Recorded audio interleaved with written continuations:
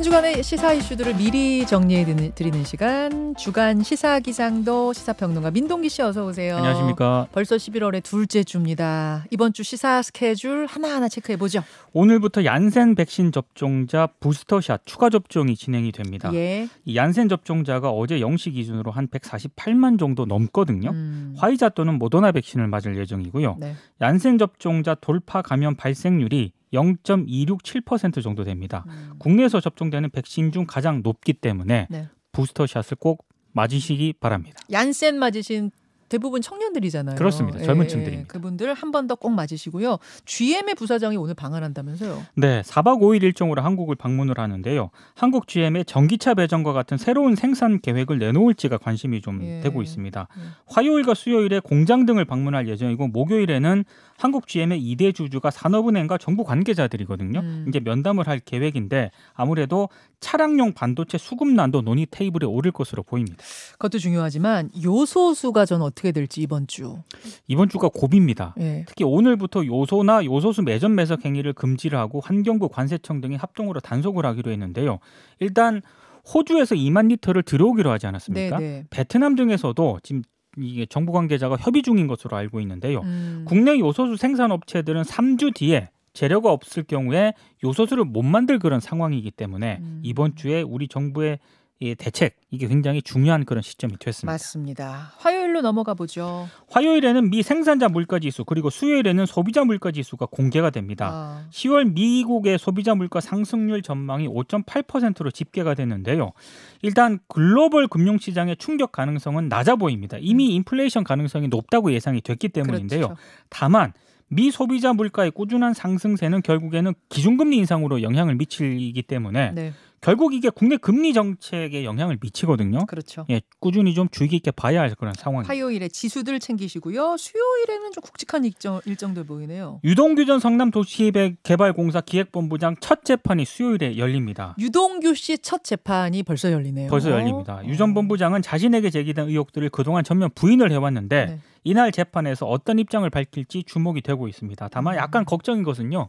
대장동 수사팀이 일부 그 코로나 확진이 걸렸거든요. 아니 대장동 수사팀 뭐 하다가 어떻게 하다가 걸려? 지난 4일 그 김만배 씨하고 남욱 변호사가 구속이 됐잖아요. 네, 그날 저녁에 회식을 했다라고 하는데 아이고. 좀 과하게 한 게 아닌가 이런 생각이 좀 듭니다. 아유 참. 수요일에는 그 SH 서울주택도시공사 김헌동 후보자 청문회 있죠. 인사청문회. 예, 근데 인사청문회 분위기가 좋지는 않습니다. 왜냐하면 서울시하고 서울시 의회가 민간 위탁 예산을 놓고 지금 계속 충돌을 하고 있는데요.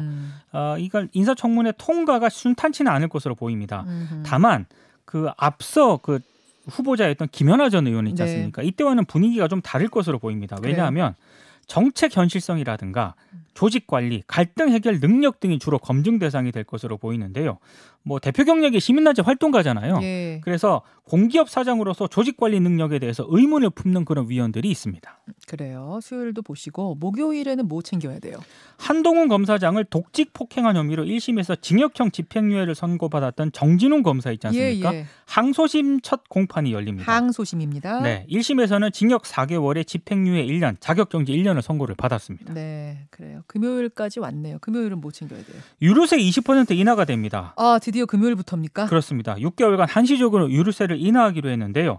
휘발유 가격은 리터당 164원 정도 인하가 되고요. 네. 경유는 116원, 그리고 LPG와 부탄은 40원 정도 인하가 되는데 휘발유 가격이 지금 고공행진을 이어가고 있기 때문에 아유, 고공도 보통 고공이 아니에요. 그래서 정부가 물가를 어떻게든 낮춰야 한다는 그런 절박감 때문에 유류세를 인하를 하고 있는데 네. 일각에서는 또 비판도 나옵니다. 너무 그 이 세율 인하 쪽으로만 유류 이 가격 안정을 좀 정부가 쓰는 것 아니냐 이런 비판도 제기가 되고 있는 그런 상황입니다.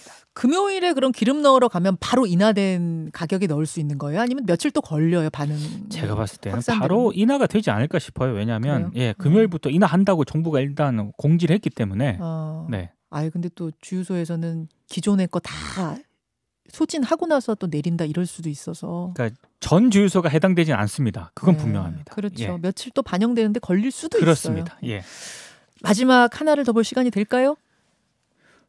북한 되나요? 여기까지 봐야 될 것 같네요. 굵직한 스케줄을 다 챙겨드렸습니다. 민동기 씨 수고하셨습니다. 고맙습니다. 김현정의 뉴스쇼는 청취자 여러분의 참여로 이루어집니다. 트위터, 페이스북, 레인보우 게시판, 그리고 단문 50원, 장문 100원의 유료 문자 샵 1212, 우물정 1212 통해 참여하실 수 있습니다. 김현정의 뉴스쇼, 여러분과 함께 만듭니다.